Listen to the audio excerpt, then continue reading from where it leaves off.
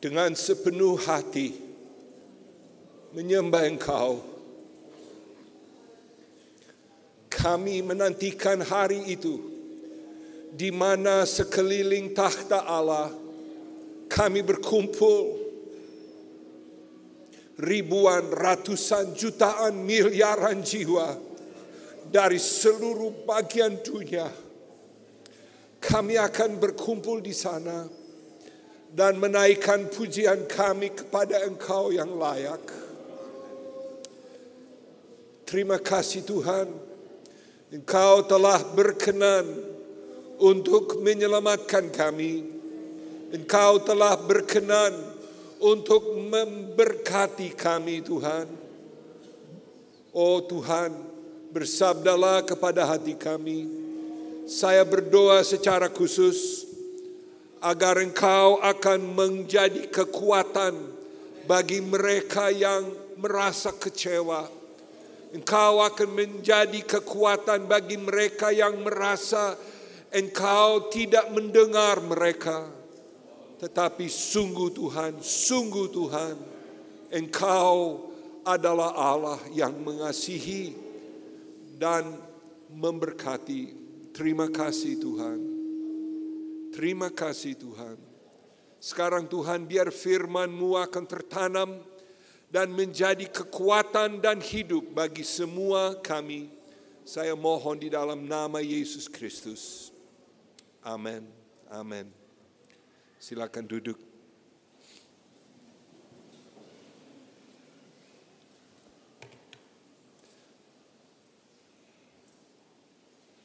Setiap kali saya berbakti di sini, emosi saya menjadi penuh. Jadi saya takut menangis karena takut menyanyi karena kalau sambil menyanyi akan menangis. Tapi maafkan ya. Jadi kalau orang sudah tua menangis tidak takut malu, oke? Jadi begitulah. Ya. Terima kasih banyak untuk keterbukaan Bapak Ibu saudara-saudari dan khususnya kepada Pendeta Pastor Francisco Dosres dengan teman-teman. Saya mengatakan di hadapan umum, Pak Francisco, Bapak adalah tuan rumah yang sangat menyenangkan bagi saya. Obrigado. Terima kasih banyak. Dan teman-teman juga, saya tidak akan coba menyebut nama. Kalau saya menyebut nama pasti salah, oke? Ya, jelas hati saya sangat senang bisa bertemu dengan saudara. Dan waktu kita menyanyi tadi, saya berpikir mengenai takhta Allah. Saya berpikir mengenai satu hari di mana semua kita akan berkumpul di keliling takhta Allah. Dan aduh saudara, kalau saudara menyanyi di dalam gedung ini suaranya hebat luar biasa. Tetapi nanti sampai di surga saya kira luar biasa. Amin. Oh, saya menantikan saat itu. Maaf, saya tidak bisa berbahasa Tetun. Saya bisa bahasa Inggris kalau mau.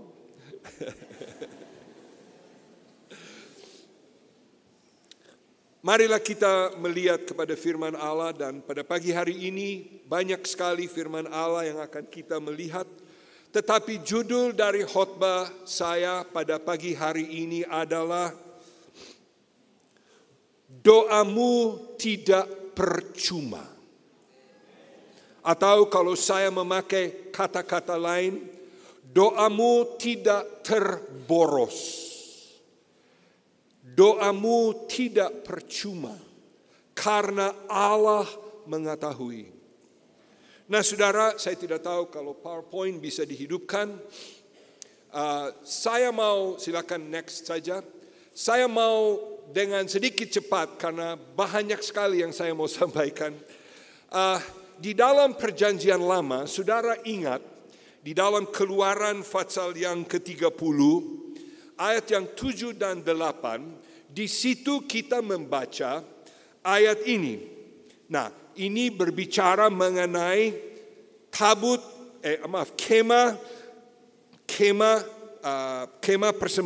di mana mereka bertemu dengan Tuhan di padang belantara, dan di dalam kemah suci itu ada altar, dan di atas altar itu firman Allah mengatakan di dalam Keluaran 30 ayat 7, di atasnya haruslah Harun membakar ukupan. Nah, kalau bahasa sini saya tanya itu insenso, membakar ukupan dari wangi-wangian tiap pagi apabila ia membersihkan lampu-lampu, haruslah ia membakarnya. Dan setiap pagi Harun akan membakar insenso.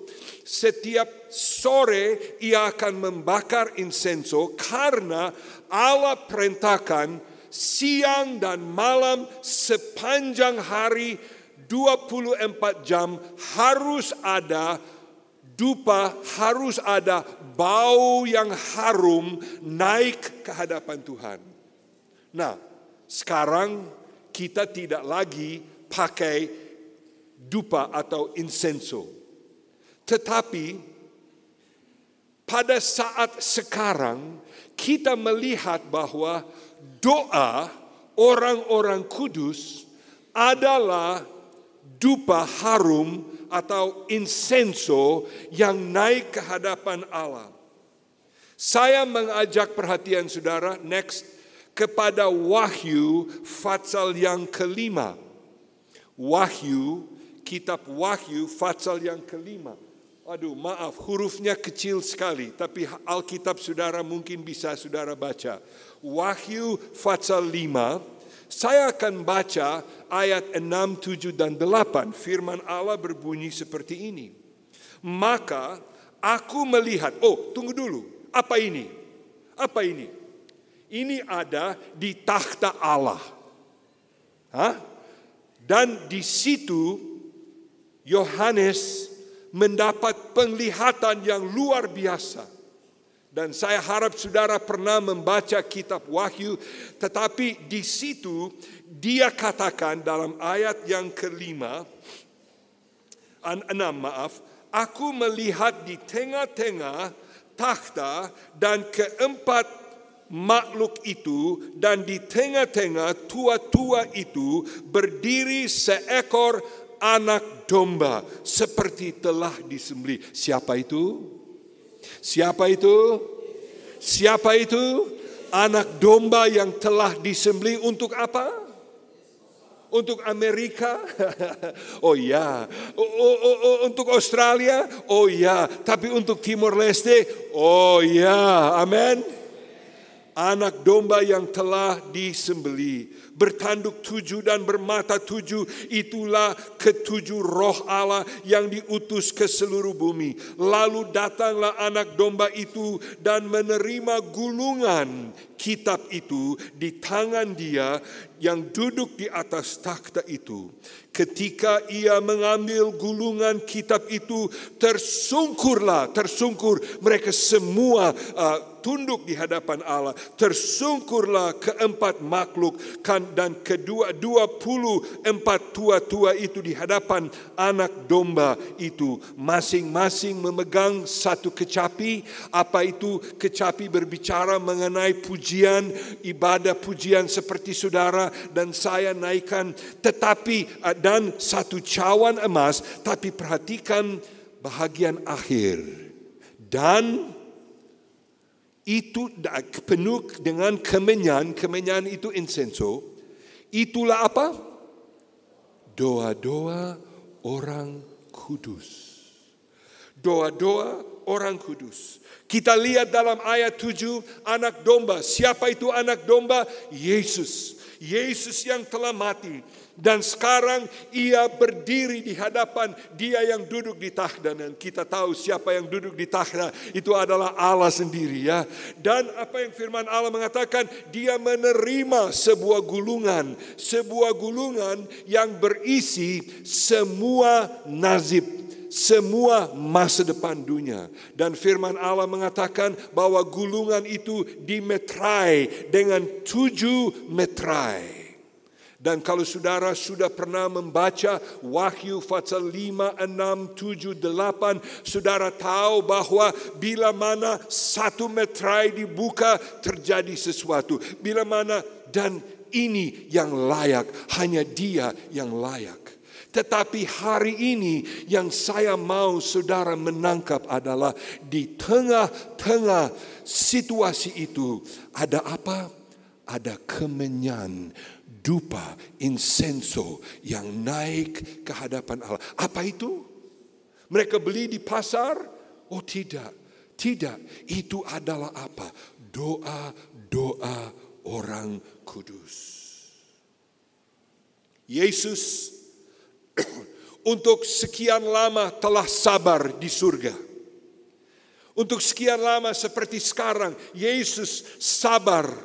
Dia masih tunggu apa? Kenapa Yesus belum kembali? Karena dia masih tunggu ada banyak jiwa yang belum kenal Tuhan Yesus. Dan itu adalah tugas saudara dan saya untuk membawa Injil kepada mereka. Dia masih tunggu dan satu waktu dia mendengar perintah dari Bapa Allah. Sudah, ini waktunya. Dan dia berdiri dan dia jemput saudara dan saya. Dan sekarang di tangannya ada gulungan. Dan kalau saudara dan saya tidak akan membaca semuanya, saudara boleh baca sendiri. Kalau kita melihat dalam pasal 7 dari kitab Wahyu, Yesus mulai membuka satu persatu metrai. Atau metrai itu yang mengunci ya. Metrai itu seperti lem, seperti satu cap yang tidak boleh dibuka kecuali yang layak. Lalu dia mulai membuka. Dia membuka. Dalam pasal yang ke-6, Yesus mulai membuka satu persatu. Apa yang terjadi? Saudara boleh baca sendiri. Di dalam Wahyu pasal 6, dia mulai membuka. Dia membuka metrai pertama. Apa yang terjadi? Ada yang penanggung-penanggung kuda. Ada 4 orang yang naik kuda. Nah saudara, ini suatu berita yang sangat-sangat jelek. Mereka yang naik kuda. Yang pertama yang naik kuda membawa apa? Membawa perang. Saudara, saya tidak tahu kalau di Timur Leste dapat berita dari Ukraina. Saudara, sesuatu yang sangat tidak masuk akal. Ya, sebuah perang, maaf saya tidak tahu pendapat saudara, tetapi satu perang yang kalau ditanya kenapa, tidak ada yang bisa menjawab kenapa. Saya tidak tahu saudara, saya tidak mengatakan bahwa ini adalah yang terakhir. Tetapi seperti itu, waktu Yesus membuka metrai yang satu, ada perang. Lalu waktu dia membuka metrai yang kedua, penanggung kuda yang kedua, kuda yang kedua itu membawa darah, ditumpahkan darah di mana-mana. Lalu kuda yang ketiga itu membawa masalah ekonomi. Siapa di sini tahu masalah ekonomi? Haleluya. Boleh haleluya dengan senyum atau mau haleluya dengan menangis. Oh haleluya. Saudara, di mana-mana kita kena inflasi ya. Di mana-mana harga naik terus. Saudaraku, ini semua ada di dalam tangan Tuhan, jangan takut. Lalu setelah itu dibuka lagi satu metrai dan apa yang terjadi? Terjadi segala macam bencana alam. Terjadi masalah di sini, badai, gempa bumi dan segala macam. Oh saudara, ini terjadi bila mana Yesus membuka. Lalu di dalam pasal 6 kita melihat ayat 10 dan 11. Ya ini. Pasal 6, Wahyu 6 ayat 10 dan 11. Firman Allah berkata begini. Mereka berseru. Siapa yang berseru? Yaitu jiwa-jiwa yang telah meninggal. Yaitu orang yang telah mati bagi Tuhan. Mereka berseru. Oh Allah, kenapa saya membaca? Berapa lama lagi ya penguasa yang kudus dan benar, Engkau tidak menghakimi dan tidak membalaskan darah kami kepada mereka yang diam di bumi. Dan kepada mereka, sebelum saya baca itu, mereka bertanya, orang-orang kudus yang sudah mati syahid, yang sudah martir, orang-orang kudus, mereka mengatakan, oh Tuhan, lihatlah celaka yang sedang terjadi di atas muka bumi. Lihatlah perang, lihatlah ekonomi yang rusak, lihatlah orang yang mati, lihatlah gempa bumi, lihatlah segala itu Tuhan. Apakah Engkau tidak akan berbuat apa-apa Tuhan? Dan ini menjadi topik khotbah saya pagi hari ini. Karena saya yakin tidak ada satu di antara kita yang juga tidak merasa seperti orang-orang kudus ini. Oh Tuhan, berapa lama lagi saya sudah berdoa. Oh Tuhan, saya sudah berpuasa. Oh Tuhan, saya sudah begini, saya sudah begitu lama. Tetapi Engkau belum mengabulkan doa saya. Engkau belum menjawab doa saya. Mungkin antara Bapak Ibu ada yang sedang mendoakan seorang anak yang jauh dari Tuhan. Ya, tidak perlu angkat tangan, saya tahu. Mungkin saudara telah mendidik mereka di dalam Tuhan. Mungkin saudara telah mengajar segala sesuatu yang baik, tetapi mereka tidak mau ikut Tuhan. Dan saudara sudah berdoa, atau mungkin seorang suami atau seorang istri yang telah didoakan, atau seorang mama atau seorang papa atau seorang keluarga yang lain. Saudara telah mendoakan mereka bertahun-tahun, dan seperti orang kudus, saudara bertanya, oh Tuhan, berapa lama lagi? Kenapa Engkau tidak menjawab doaku? Tetapi mari kita membaca seterusnya ayat ini. Dan kepada mereka, ini ayat Wahyu 6 ayat yang ke-11.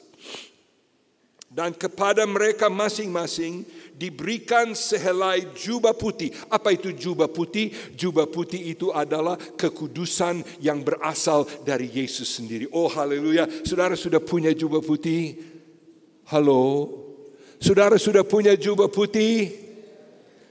Waduh. Amennya kurang kuat ya. Saudara sudah punya jubah putih? Kenapa? Karena saudara orang hebat? Tidak.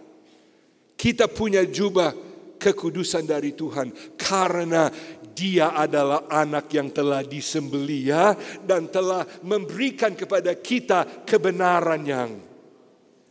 Jadi diberikan kepada mereka jubah putih. Tapi tunggu dulu, belum selesai ayat itu. Lihat. Lalu kepada mereka dikatakan, perhatikan, bahwa mereka harus apa? Beristirahat sedikit waktu lagi hingga genap jumlah kawan-kawan pelayan dan saudara-saudara mereka yang akan dibunuh sama seperti mereka. Aduh. Saya tidak mau seperti itu. Saya tidak tahu, mungkin saudara suka mati syahid. Saya tidak mau mati syahid. Ada di sini yang suka mati syahid, tolong angkat tangan. Ada di sini yang mau martir. Ada di sebelah pendeta-pendeta di sini. Ada yang mau mati syahid buat Yesus. Tidak ada satu pun yang angkat tangan. Tidak ada yang mau angkat tangan. Tetapi saudara, ini yang saya mau saudara menangkap. Waktu orang-orang kudus ini mengatakan kepada Allah, kenapa engkau belum menjalankan kebenaran dan keadilan-Mu di atas bumi? Apa yang Allah katakan? Tunggu. Masih ada yang belum selesai. Tunggu. Masih ada yang harus dikerjakan. Mereka berseru kepada Tuhan. Mereka membuka hati kepada Tuhan. Oh Tuhan, Engkau Kenapa engkau belum menjawab doa-doa kami?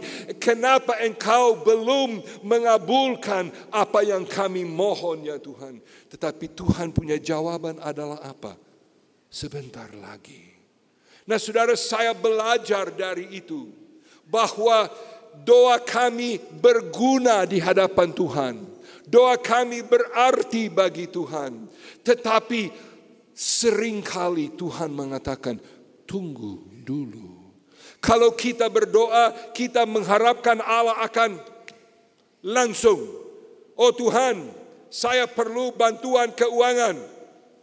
Besok sudah harus ada kiriman uang. Tidak selalu begitu ya. Oh Tuhan, anak saya sakit, saya doakan. Sekarang Tuhan, sembuhkan dia. Ada kalanya Tuhan langsung menyembuhkan. Tetapi ada kalanya Tuhan mengatakan, tunggu dulu, saya punya rencana yang kamu belum mengerti. Saudara, saya harap saudara cukup dewasa di dalam Tuhan, supaya saudara bisa mengerti bahwa kadangkala Yesus langsung menjawab doa kita dengan kata, ya, oke, ini silakan. Lain kali Yesus menjawab doa kita dengan kata, tidak, saya tidak akan berikan itu kepada saya. Saya tidak tahu, waktu anak saya masih kecil, sekarang anak saya sudah berikan kepada kami cucu satu orang, hebat, cantik sekali cucu saya. Waktu dia masih kecil, dia mau main-main dengan pisau. Nah saudara yang punya anak laki-laki bisa jadi seperti itu ya. Nah pada umur tertentu kita boleh kasih anak kita pegang pisau yang tajam maksud saya. Tapi waktu anak itu masih 2-3 tahun umur, apakah ibu akan kasih dia main-main dengan pisau tajam? Tidak. Tapi mami saya mau itu. Lalu mungkin dia teriak. Tapi tidak. Dan kadangkala Allah juga mengatakan, no, tidak. Itu tidak cocok buat Anda. Itu tidak cocok. Jadi kadangkala Yesus mengatakan ya kepada doa kita. Lain kali Yesus mengatakan tidak kepada doa kita. Tetapi seringkali Yesus menjawab apa? Tunggu. Dan seperti kita membaca di sini. Kita membaca di sini. Bagaimana orang-orang kudus berkata kepada Tuhan, oh Allah, kapan lagi ketidakadilan, kapan lagi kejahatan, kapan lagi yang jelek akan terus berkuasa di atas bumi. Pernahkah saudara seperti itu, berdoa seperti itu? Saudara melihat situasi yang buruk, saudara berdoa, oh Tuhan tolong, Tuhan tolong. Dan Tuhan seperti tidak menjawab. Atau mungkin Tuhan menjawab, sabar. Saya punya rencana. Setelah 4 meterai itu dibuka, maka firman Allah mengatakan meterai yang kelima dibuka. Dan setelah meterai kelima dibuka, maka di surga jadi diam. Setengah jam tenang, tidak ada suara apapun. Dan saya membaca sekarang dari Wahyu Pasal 8. Wahyu Pasal 8. Ayat 3, 4, dan 5.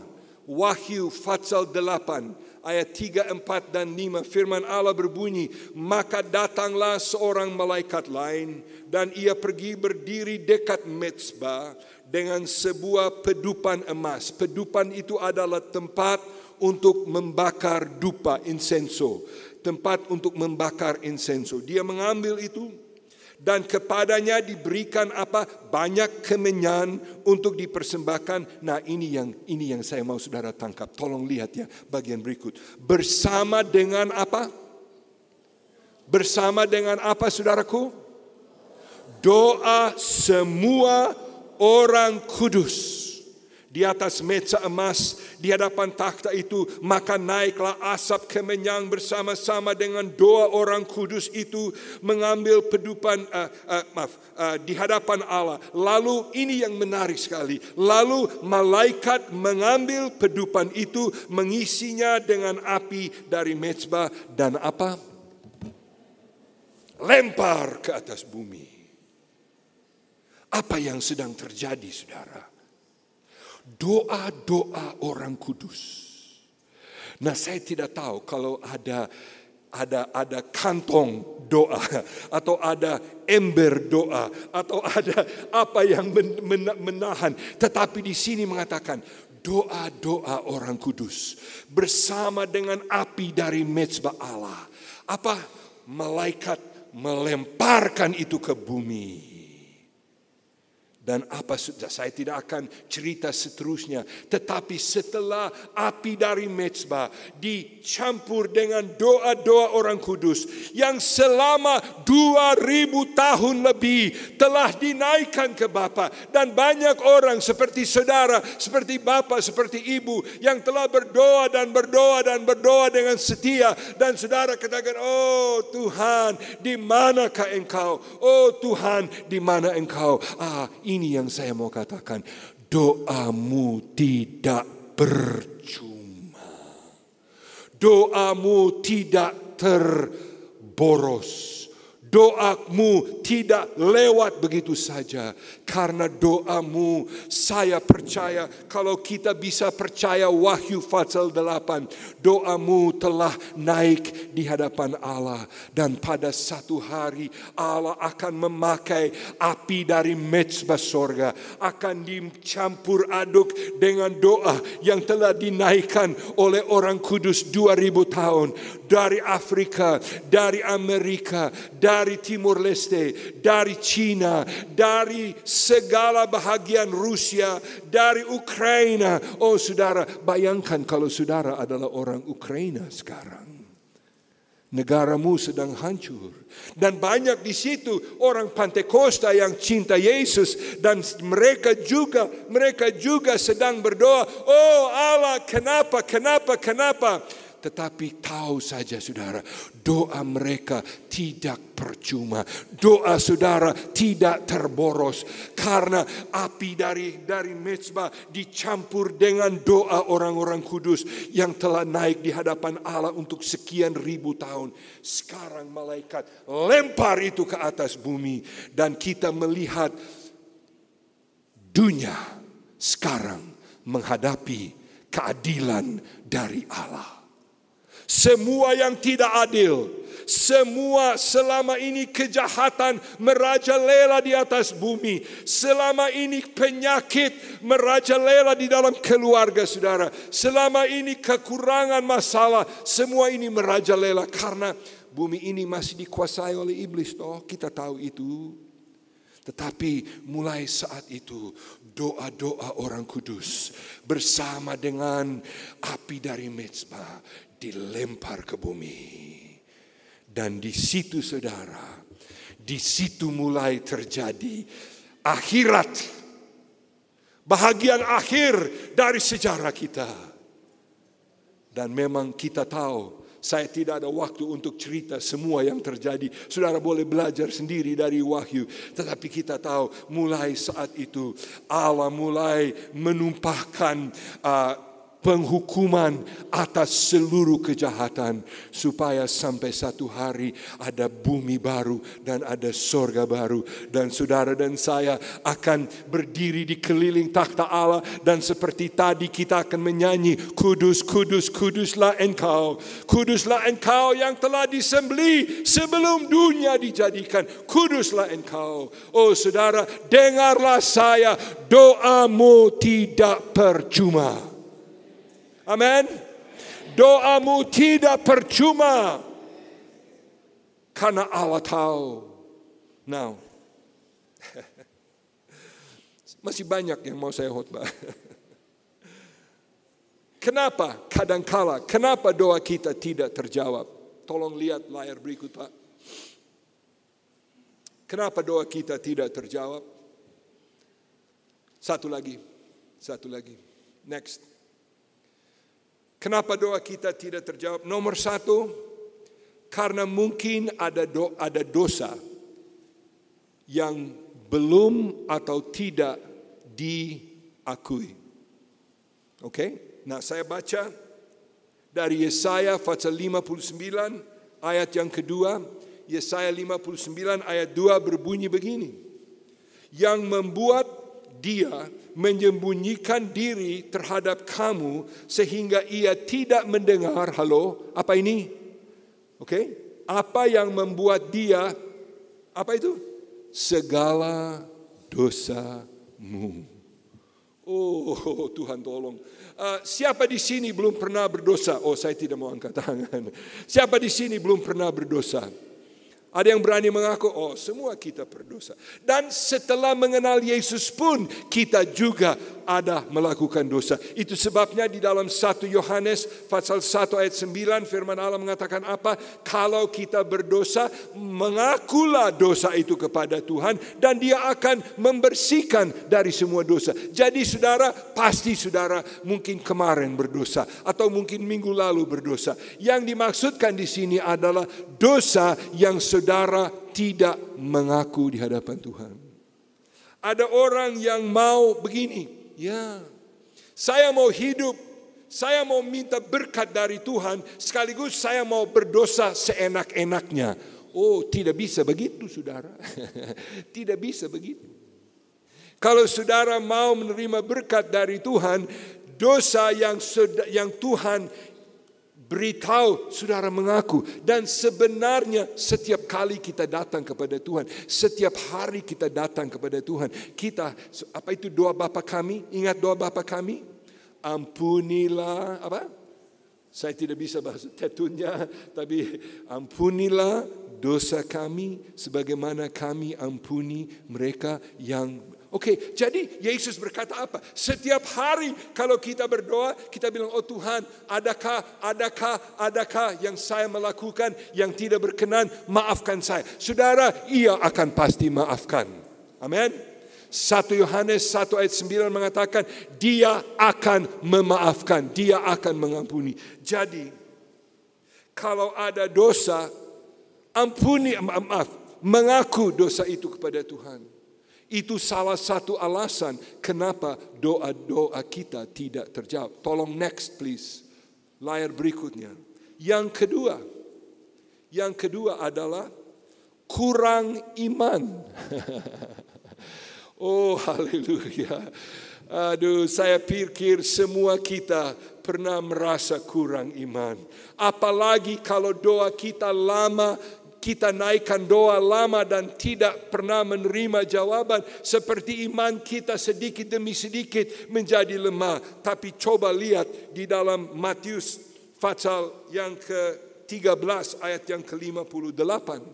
Matius 15 ayat 38. Yesus sudah menjadi dewasa.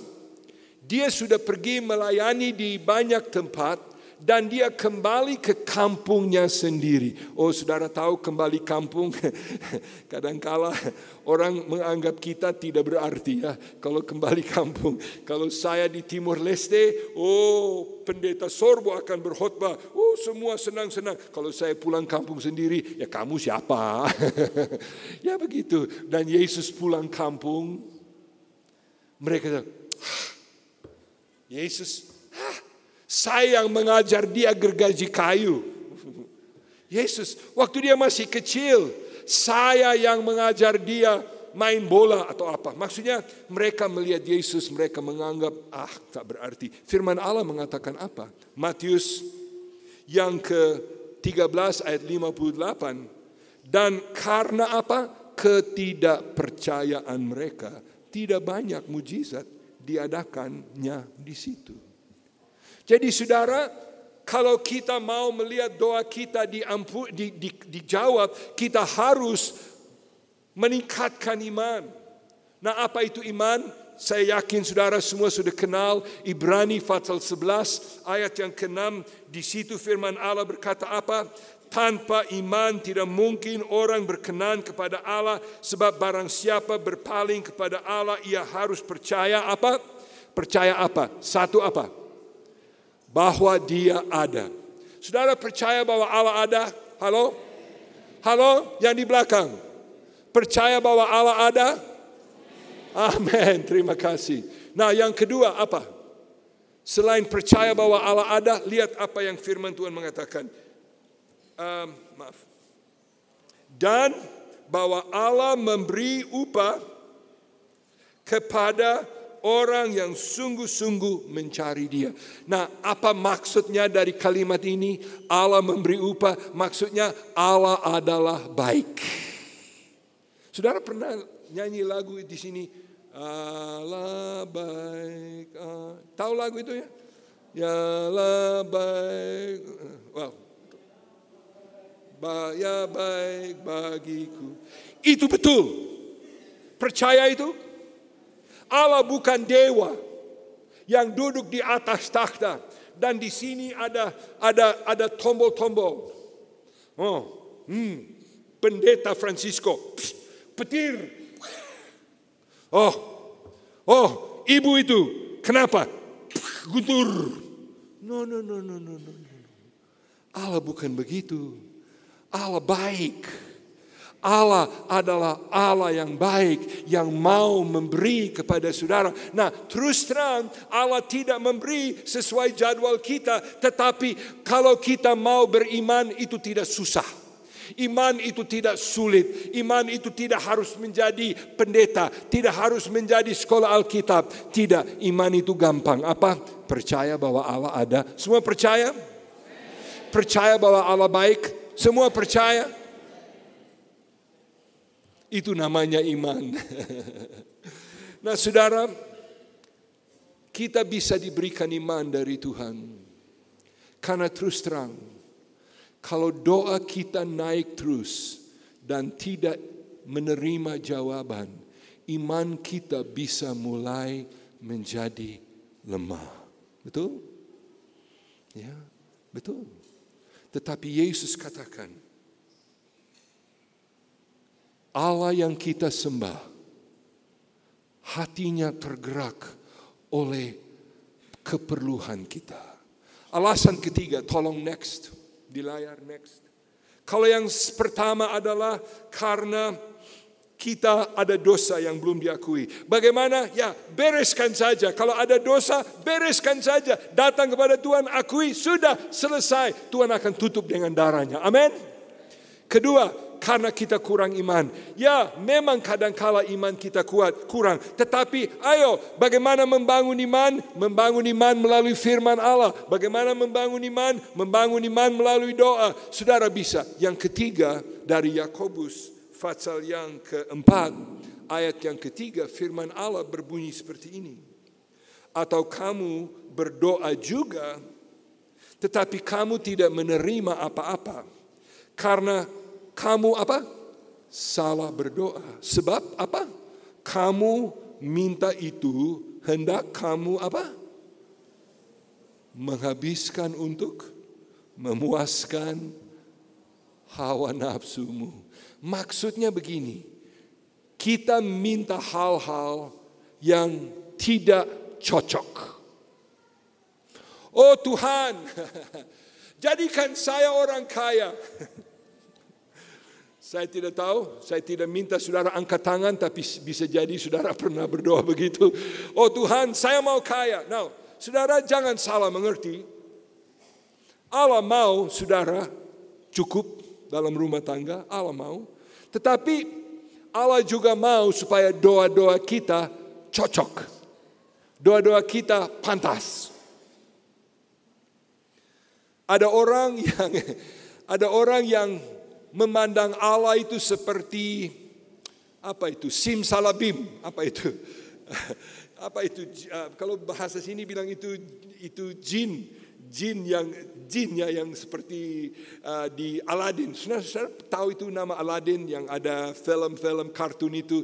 Aladdin, lalu dia dapat sebuah lalu dia gosok-gosok, lalu keluar keluar satu hantu atau jin. Lalu dia bilang, saya memberikan kepada engkau 3 permintaan. Pernah dengar cerita itu? Ya, dengar. Allah bukan begitu, saudaraku. No. Allah bukan keran berkat untuk saudara tinggal. Oh Tuhan, saya mau berkat. Oke, cukup. Sorry, maaf. Ada banyak orang ikut Tuhan karena mereka pikir Tuhan itu keran berkat. Keran, mengerti ya? Keran, sini mengerti keran, yaitu seperti keran air ya. Kalau mau berkat tinggal buka, kalau sudah cukup tutup. Saudara, Allah bukan dewa yang memberkati saudara. Kalau saudara berdoa begini, tidak. Allah adalah Allah yang berdaulat. Jadi kalau kita minta, kita harus minta sesuai dengan kehendak Allah. Yesus mengatakan, minta apa saja di dalam namaku. Kalau saudara dalam nama Yesus tidak berarti mengakhiri doa saudara dalam nama Yesus, amin. Itu bukan artinya. Dalam nama Yesus berarti saya minta sesuai dengan kehendak Yesus. Apakah Yesus mau anakmu diselamatkan? Pasti. Apakah Yesus mau engkau bisa makan besok? Pasti. Apakah Yesus mau gereja Villa Verdi bisa membuka cabang, bisa menginjili orang banyak di seluruh Dili dan Timur Leste? Halo? Pasti. Apakah Allah mau saudara membawa Mercedes Benz? Well, kalau Tuhan memberi ya puji Tuhan. Tetapi saya kira jangan doa salah. Nah, nomor 1 ada dosa. Nomor 2 kurang iman. Nomor 3 salah minta. Semua itu kita bisa atasi, betul? Kita bisa atasi. Nah saudara, saya hanya memberikan sedikit awasan. Kalau saudara pergi layani orang yang sakit, jangan saudara datang di dalam kamar mereka dan katakan, kalau kamu punya iman lebih besar, kamu tidak sakit. Jangan begitu. Kadang-kala orang sembuh bukan karena iman orang sakit, tapi karena iman. Ingat itu 4 orang yang bawa temannya kepada Yesus. Ingat mereka itu orang sembuh. Kenapa? Bukan karena iman orang yang sakit, tapi iman orang yang bawa. Jadi kalau ada orang berbaring sakit, jangan saudara katakan kamu tidak punya iman, karena bisa jadi kau yang harus lebih banyak punya iman. Tetapi ada alasan keempat dan kelima, kenapa doa kita tidak dijawab. Tolong next. Yang keempat, peperangan rohani. Nah, saya mau cerita dari kitab Daniel. Saudara tahu siapa itu Daniel? Daniel adalah seorang yang luar biasa imannya. Dia kalau berdoa, Tuhan akan tutup. Kalau dia berdoa, Tuhan akan buka. Dan Daniel sudah di dalam Fatsal yang ke-10. Daniel mulai berdoa minta Tuhan campur tangan di dalam urusan negara. Daniel berdoa 1 minggu tidak ada jawaban. Daniel berdoa 2 minggu tidak ada jawaban. Daniel berdoa 15 hari, 18 hari tidak ada jawaban. Dan mungkin saudara akan katakan, doa Daniel itu tidak berguna. Doa Daniel itu tidak didengar oleh Tuhan. Tunggu dulu, mari kita lihat Daniel 10 ayat yang ke-11. Katanya siapa? Seorang malaikat. Ada seorang malaikat yang datang kepada Daniel dan dia berkata seperti ini, Daniel, engkau orang yang dikasihi, camkanlah firman yang kukatakan kepadamu dan berdiri pada kakimu, sebab sekarang aku diutus kepadamu. Ketika hal itu dikatakan kepadaku, berdirilah aku dengan gemetar. Lalu katanya kepadaku, janganlah takut Daniel, sebab apa? Telah didengar perkataanmu sejak kapan, saudara? Halo? Sejak kapan? Sejak saya pikir saya ada kasih tanda, tidak ada tanda. Sejak hari pertama, malaikat katakan kepada Daniel, sejak hari pertama doamu sudah terdengar. Saya baca seterusnya. Engkau berniat untuk mendapat pengertian dan untuk merendahkan dirimu di hadapan Allah. Dan aku datang oleh karena perkataanmu itu. Pemimpin kerajaan orang Persia berdiri 21 hari lamanya menentang aku, tetapi kemudian Mikal, salah seorang dari pemimpin terkemuka, datang menolong aku dan aku meninggalkan dia di sana berhadapan dengan raja-raja orang Persia. Lalu aku datang untuk membuat engkau mengerti apa yang akan terjadi pada bangsamu pada hari-hari yang terakhir, sebab penglihatan ini juga mengenal hari-hari itu.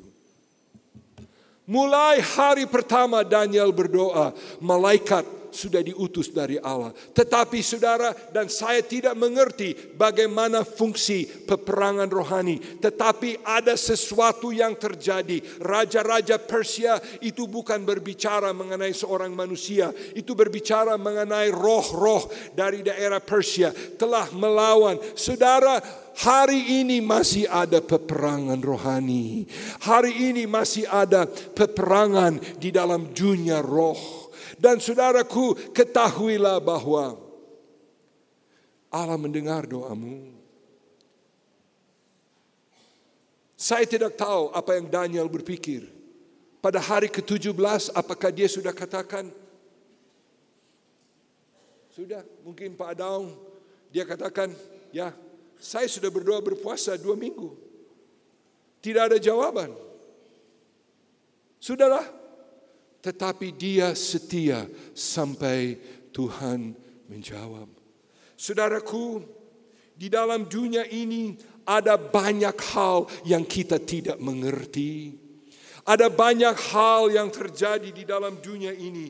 Ada banyak hal yang tidak masuk akal. Kalau terjadi gempa bumi, kita tidak mengerti kenapa orang mati. Tetapi saudara, saya mau beritahu, doa Daniel memulai suatu peperangan rohani yang Daniel tidak melihat, tetapi peperangan rohani itu berjalan selama 3 minggu sebelum ada kemenangan.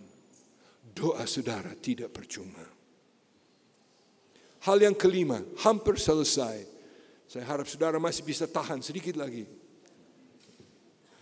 Hal yang kelima, yaitu waktunya Allah. Oke, kenapa doa tidak dijawab? 1, karena dosa yang belum diakui. 2, karena kita kurang iman. 3, karena kita salah minta. Itu kita bisa perbaiki. Tapi nomor 4, peperangan rohani itu berada di dalam tangan Tuhan. Sekarang nomor 5, waktunya Allah. Di dalam Markus pasal 1, ayat yang ke-15, Yesus baru pertama kali melayani, baru pertama kali Yesus berkhotbah. Dan khotbahnya bunyi begini, waktunya telah genap, kerajaan Allah sudah dekat. Bertobatlah dan percayalah kepada Injil. Perhatikan saudara, Yesus mengatakan kerajaan Allah sudah dekat. Atau terjemahan lain mengatakan kerajaan Allah sedang datang. Waktu Yesus melayani, kerajaan Allah belum sampai secara lengkap. Mengerti?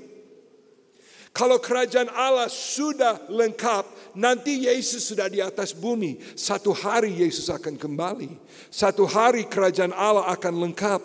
Tetapi saat ini begini, saudara pernah tanam bibit, tahu pasti ya. Saudara tanam sebuah benih, apakah itu jambu, atau itu padi, atau itu ubi. Saudara tanam itu di bawah tanah ya. Lalu kalau punya anak kecil, mungkin itu besok itu anak kecil mau pergi. Hei papa, mama, di mana saya punya tanaman? Sabar. Sudah ada tapi belum, right? Betul? Sudah ada tapi belum. Kerajaan Allah sudah datang. Kerajaan Allah ada di dalam Anda. Kerajaan Allah ada di dalam kita. Tapi kerajaan Allah belum ada di dalam dunia. Mengerti maksud saya? Sudah ada di kita tapi belum. Jadi kita menggunakan istilah sudah tapi belum. Belum tapi sudah. Bahasa Inggris already not yet. Already not yet. Kerajaan Allah sudah datang tetapi masih ada yang belum digenapi. Kita, saudaraku, hidup di dalam dunia yang penuh dosa. Kita hidup yang dalam dunia yang masih berada di bawah kuasa iblis. Dan kerajaan Allah di dalam gereja Assembleas de Deus di Villa Verdi, kerajaan Allah sedang bertumbuh di sini. Kerajaan Allah sedang bertumbuh di dalam masing-masing Bapak, Ibu, Saudara-saudari. Tetapi kerajaan Allah belum lengkap. Saudara, saya tidak mengerti rencana Allah. Saya hanya tahu bahwa Allah mengatakan, sabarlah, setialah. Saya punya rencana akan pasti jadi. Saya punya rencana akan pasti jadi. Seperti orang-orang kudus di dalam Wahyu yang kita baca itu. Mereka katakan, berapa lama lagi ya Bapa? Dan dia menjawab, sedikit waktu lagi.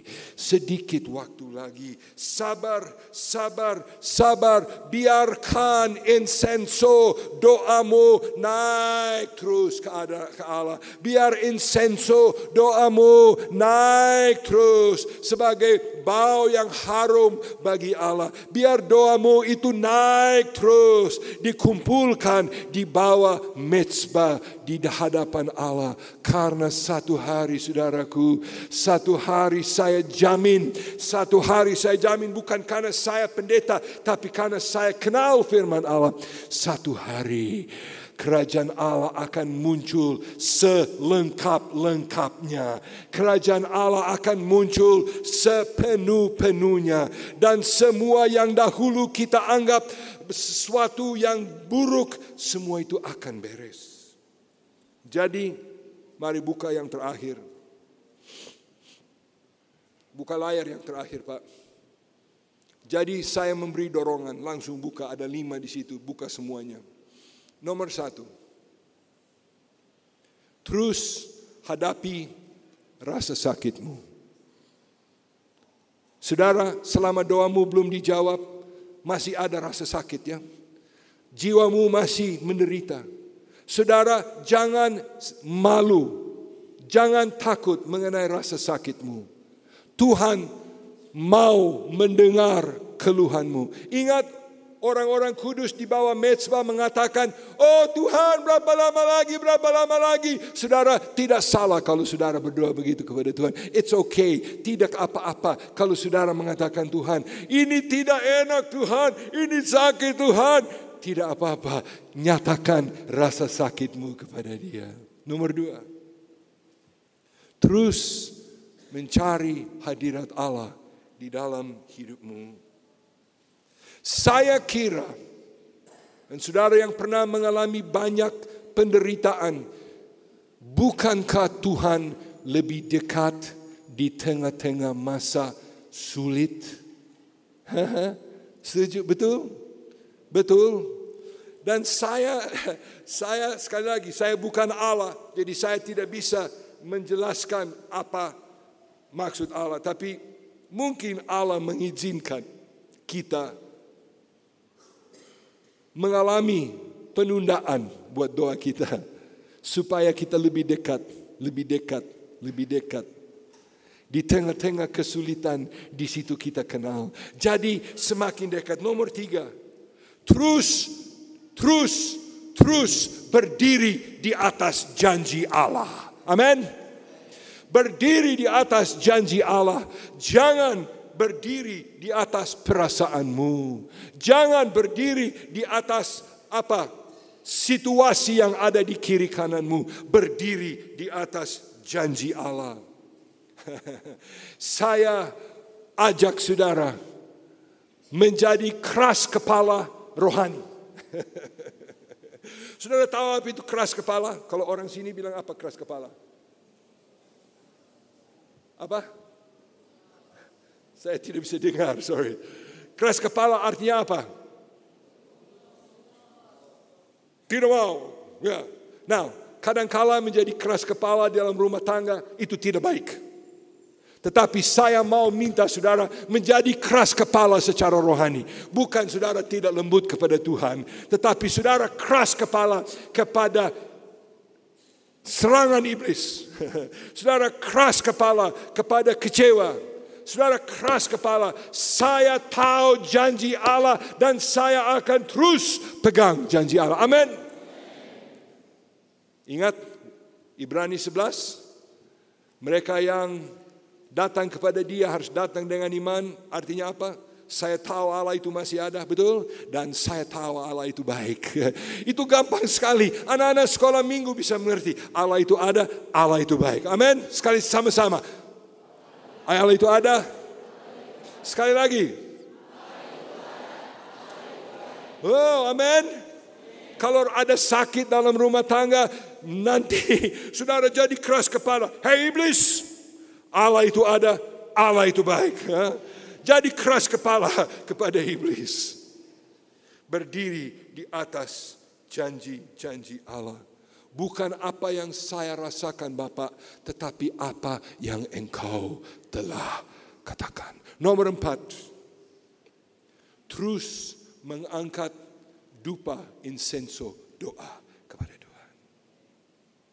Terus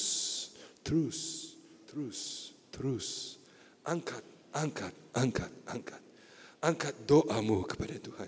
Dan kalau belum ada jawaban, angkat terus. Karena satu waktu doamu akan dicampur dengan api dari atas mezbah dan malaikat akan melempar itu ke atas bumi dan akan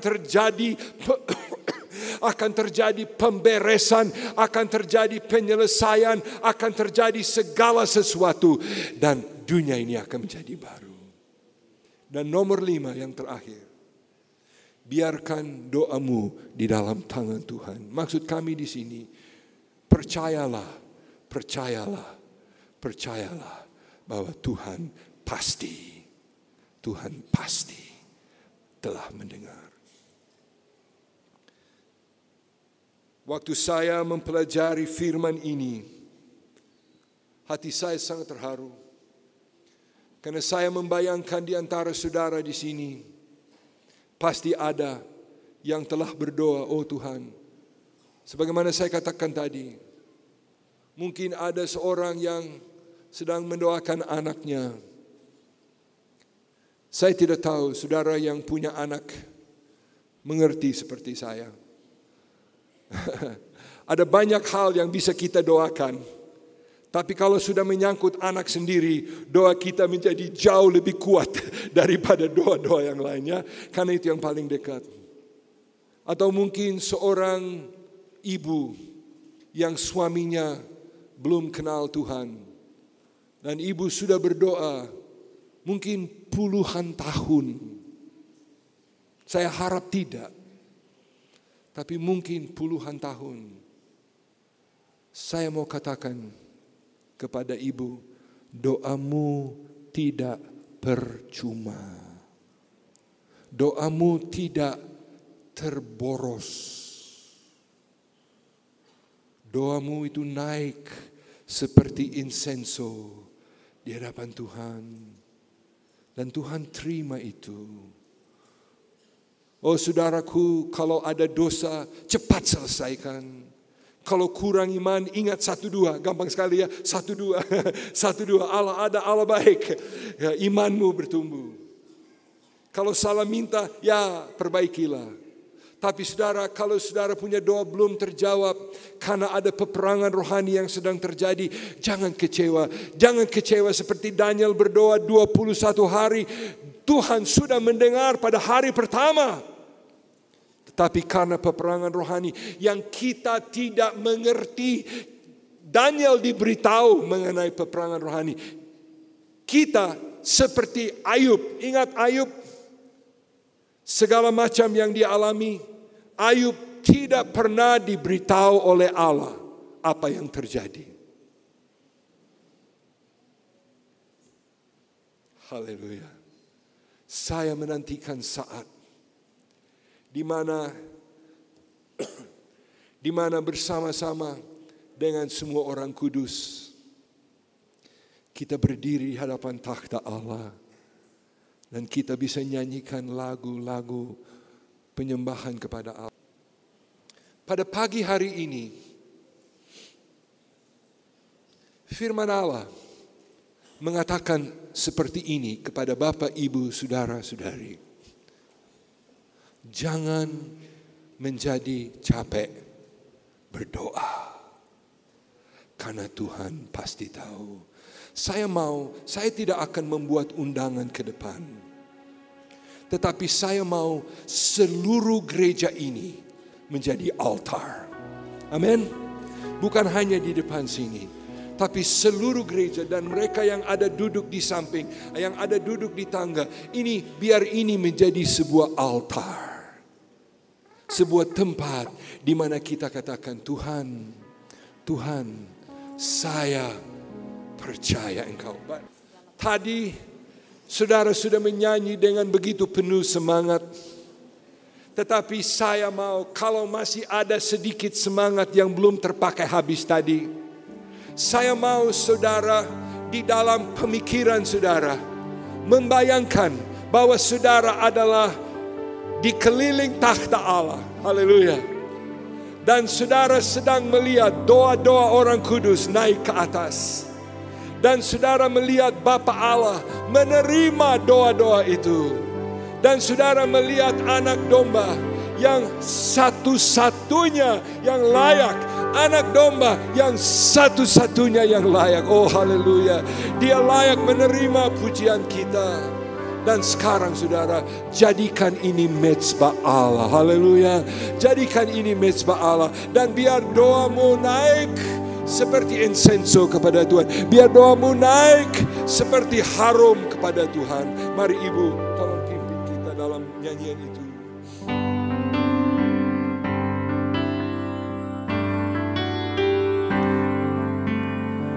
Besar dan ajaiblah karya-Mu, adil dan benarlah jalan-Mu, Raja segala bangsa yang maha kuasa, mulia nama-Mu. Haleluya. Satu kali lagi, besar dan ajaib. Besar dan ajaiblah karya-Mu, adil dan benarlah jalan-Mu. Angkatlah suaramu kepada Yesus. Raja segala bangsa yang maha kuasa, mulia nama-Mu. Layaklah